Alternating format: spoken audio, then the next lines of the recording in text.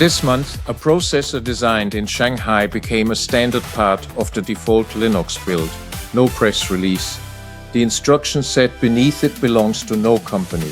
For a generation, who owned that layer was somebody else's decision. Now 3 of the world's largest powers are building on it, each for a different reason. Who owns the layer beneath everything you build? Let's get into it. In 2010, a few graduate students at Berkeley started sketching an instruction set that no company would ever own.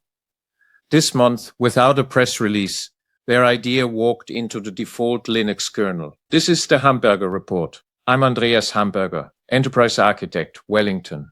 On the 12th of July 2026, Linus Torvalds released Linux 7.2 Release Candidate 3. Buried in it was one quiet change. Support for a Shanghai-designed processor was switched on in the default RISC-V kernel build. The configuration you get when you ask for nothing special. No announcement, almost no coverage. RISC-V has been merely supported in Linux since 2018.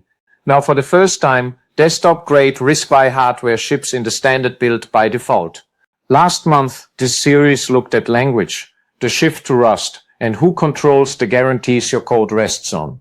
This week, the question goes one layer deeper to the instruction set beneath everything. When the layer nobody talks about quietly changes hands, the whole stack above it moves too. That is the real story here, and almost no one has noticed it happened. Start with the word that matters, because supported and default are not the same thing. Supported means you can build a working kernel for the architecture if you go out of your way to do it. Default means something quieter and larger. It means the kernel community now considers the hardware mature enough for ordinary use, with no special handling, the configuration you compile against when you ask for nothing in particular. The gap between the two is 8 years wide, and it is where the driver work, the hardware maturing, and the community trust quietly pile up. So what actually became default?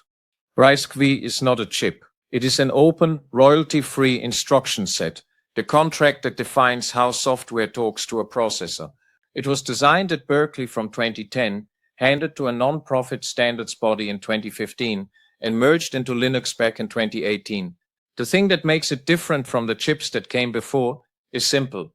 Any nation, any company, anyone at all can build a processor to this design without a license from a single owner. There is no ARM to pay, and no Intel to ask permission. Here is why this is the natural next chapter, not a detour. This series has spent its whole run following one question down through the layers. It started with software freedom, the right to read and change the code, protected by the GPL. Last month, it moved to language, then moved to Rust. The instruction set is the layer underneath all of it. My own view, and I will put it as a view rather than a finding, is that software freedom without hardware freedom is renting the land under the house. You can own the building outright and still not own the ground it stands on.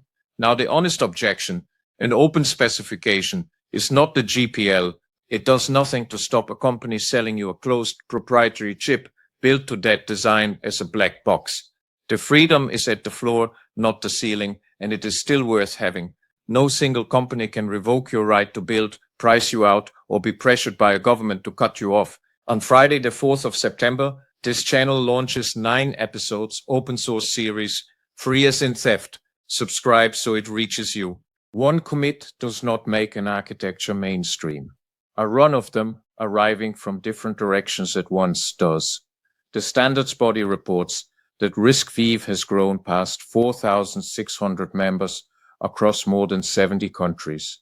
With over 2 billion chips already in production and a projection of 20 billion by 2031.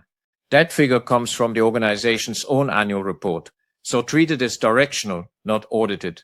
Alongside it, Canonical shipped Ubuntu 26.04, the first major long-term support release to target a stable RISC-V baseline by default, in April 2026.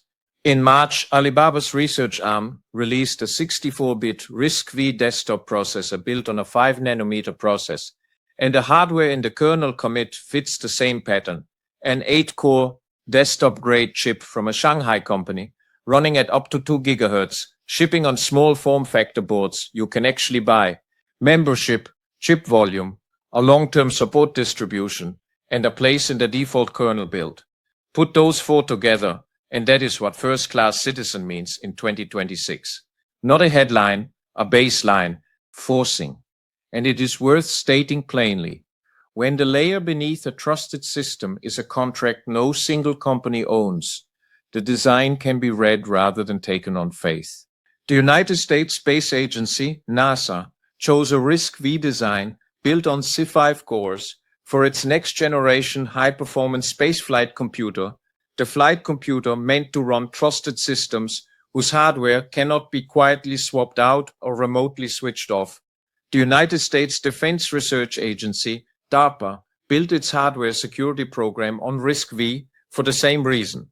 An open instruction set can be inspected, audited, and built without a license from a company that a rival state could lean on. That is the quiet turn worth noticing. The very same specification that lets a Shanghai company build a desktop chip lets an allied program build one. It can fully account for, down to the silicon. When the instruction set is owned by no one, trust becomes something you can verify rather than something you are asked to assume. For systems that carry real consequence, that property is quietly becoming a security requirement, not a feature. So why are three of the world's largest powers chasing the same open architecture at once, each for its own reason? China has mandated RISC-V across critical infrastructure in finance, energy, and telecommunications, and it is now the dominant producer of RISC-V chips by volume. The European Union is after the same design for a different motive. Its digital autonomy initiative frames open silicon as the base of a sovereign technology stack, one not dependent on an instruction set owned by a single foreign company. India is further back, with a national institute working towards its own advanced RISC-V processor, a stated intention rather than a shipped fact. Here is the part worth sitting with. The kernel commit that started all this says nothing about any of it. It does not mention China. It does not mention sovereignty. A developer added hardware support to a default configuration because the drivers were good enough. And that is all the commit records. The instruction set became a contested national asset, while the people merging the patches were simply deciding whether the code worked.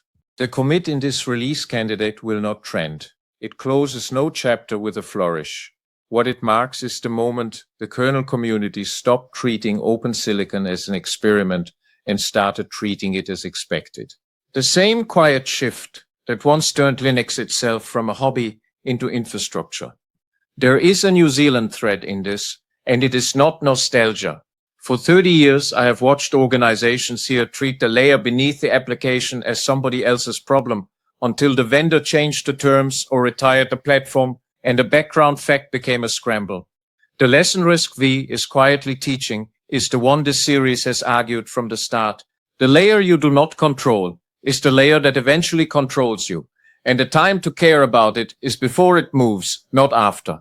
The ownership question this series has followed, from a Usenet post in 1991 to here, has reached the instruction set, and it got there without anyone raising their voice.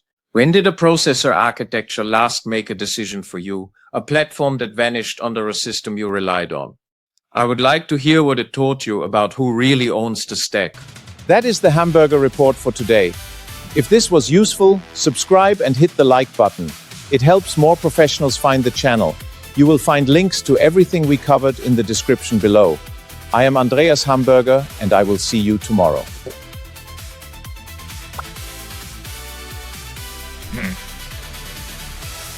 Like and subscribe.